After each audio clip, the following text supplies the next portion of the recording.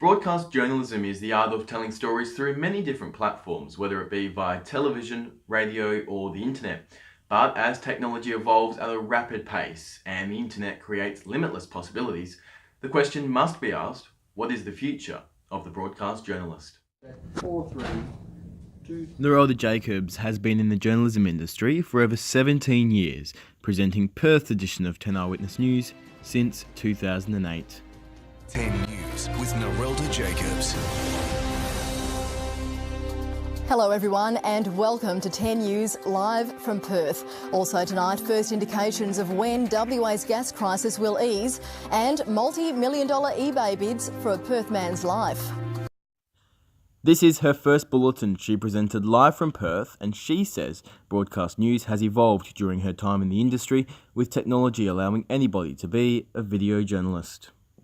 It's changed so dramatically. I mean, you only need to watch a bulletin to see how much mobile phone footage and amateur footage makes it onto the news these days. It's because people are now becoming, VJs, like everyday people are becoming VJs. I mean, you see something and it's an automatic reaction now to get your phone out and film it, and then you want to share it, so that's just human nature. So we're constantly, on social media looking for new things. Road rage is a prime example. People have got, dash cams these days, so a lot of our, road rage is a really topical thing. People like to, see what's going on. So, yeah. Before smartphones and the rise of information on demand via the internet, the main source of broadcast journalism was via television or radio bulletins.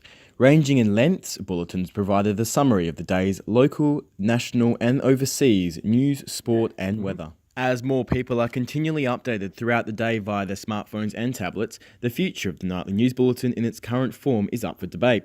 These bulletins employ many broadcast journalists, and losing them would see great job losses on and off camera. Ms Jacobs says she hopes the bulletin is here to stay. It allows people to access news in an instant whenever they want it, rather than having to wait for the 5 o'clock or 6 o'clock or 7 o'clock bulletin.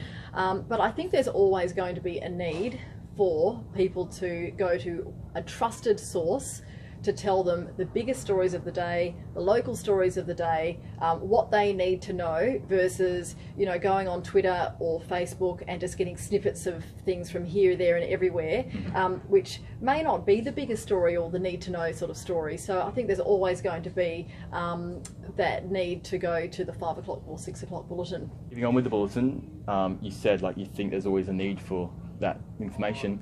What's the future for the nightly news bulletin? Do you think it will still be around in 10 years' time in the form that it is now? I hope it will still be around in the form it is now. I mean, this discussion is just so incredibly topical at the moment. We can see what's been going on with newspapers and how the numbers have just been axed dramatically, and we might have seen the results of that in mistakes that make it to print, and oversights and misreporting of certain things, and so that's the danger. If we don't have that quality control, and if we don't maintain the trust through resources, then that is severely going to fracture people's trust in the media. Journalism academics Rasmus Nielsen and Richard Sandbrook believe television news will continue to reach millions of people for years to come via evening bulletins and 24-hour news channels. But to remain relevant and reach a younger audience, television news providers also have to embrace a whole new range of digital platforms and experiment with on-demand, distributed and mobile video news. This comes at a time when at last count YouTube were hitting 8 billion daily video views as social media organisations work to rapidly increase their video distribution. Facebook has evolved from posting links to showing clips to hosting clips and now the auto-playing of clips. By November 2015, they have reported more than 8 billion video views per day, up from 4 billion earlier in the year. Video sharing app Snapchat has also caught up rapidly, reporting 8 billion video views in March 2016. This is up from 2 billion in June 2015. Falling television bulletin ratings as more people, particularly younger demographics, turn to online news sources will see commercial networks' advertising profit fall. Matthew Bodie from the Saturday paper says the kids are to blame for falling TV viewership. These generations are growing up without broadcast television, distracted by social media, streaming and gaming, and consequently will be lost to television forever.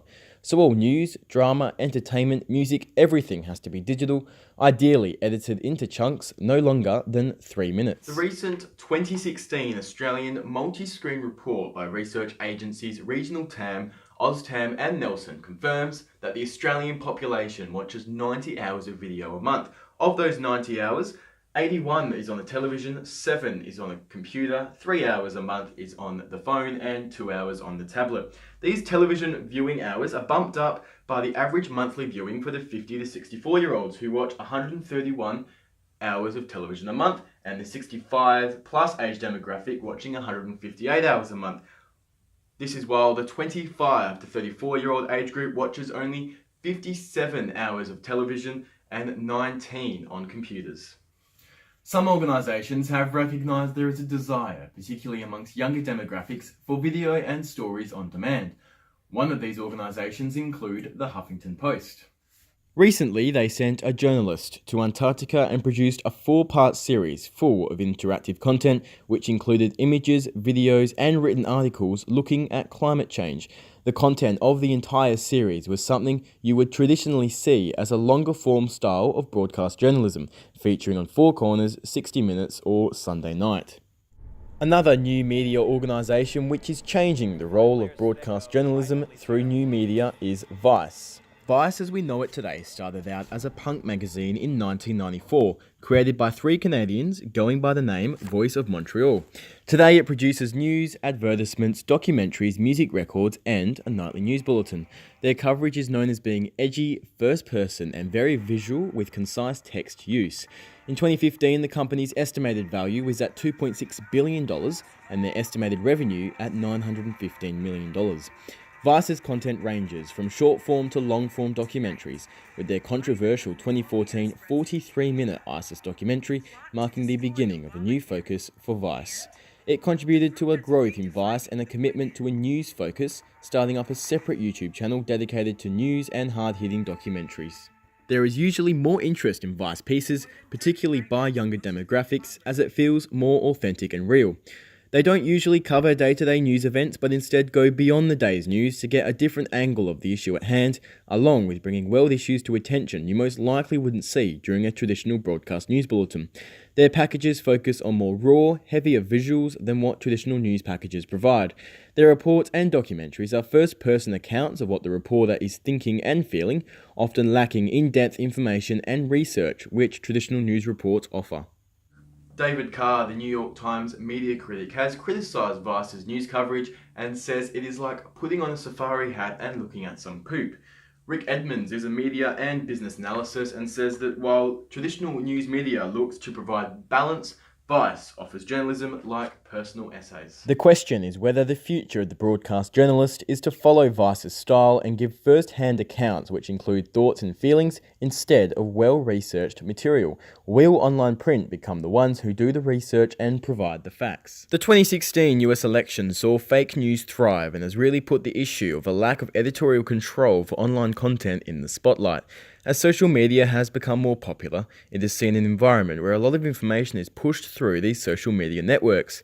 It is often a great resource for breaking news and getting first-hand accounts and footage of events, but it is more often than not full of unverified reports and fake news.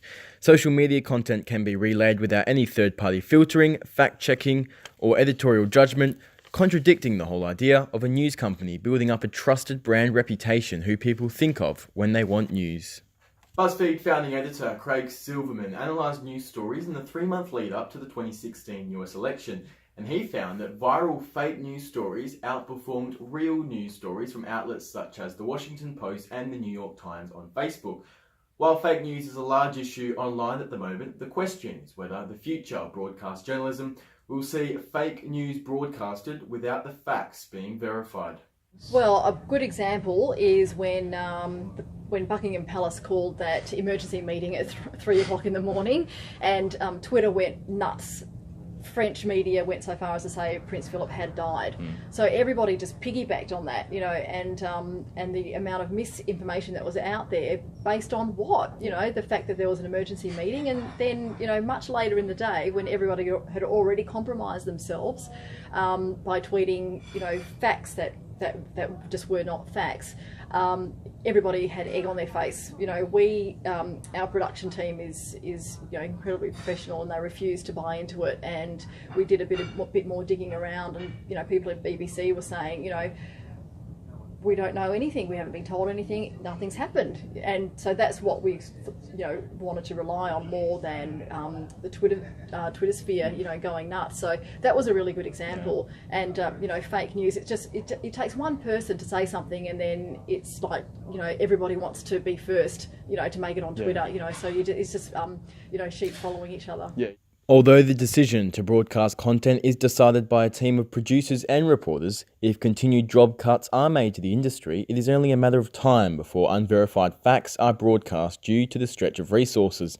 With Fairfax axing over 100 jobs and Channel 10 currently undertaking a growth and transformation project, cuts made by news organisations are a real problem for the future of good quality journalism, both print and broadcast. Well, you just need to look at, from when I did start out at GWN and when I started out here at 10 in the year 2000, you would be given all day to do a story. And so you can imagine, the amount of research you can do and the amount of people you can talk to about that story if you've been given a whole day. Yeah. Now we're doing 3 to 4 stories a day, each journalist.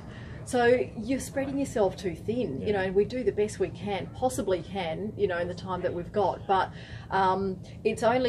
you're only going to be skimming the story pretty much, unless you do, if it's a big story of the day, of course, you're going to throw resources at it. But generally speaking, journalists, it's a fact. It's just a fact. We're spreading ourselves too thin to give you the same amount of news. How journalism pans out in the future depends on current students, as they are the journalists of tomorrow.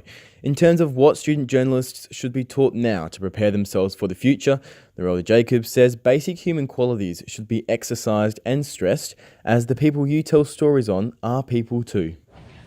The first thing that came to mind was compassion.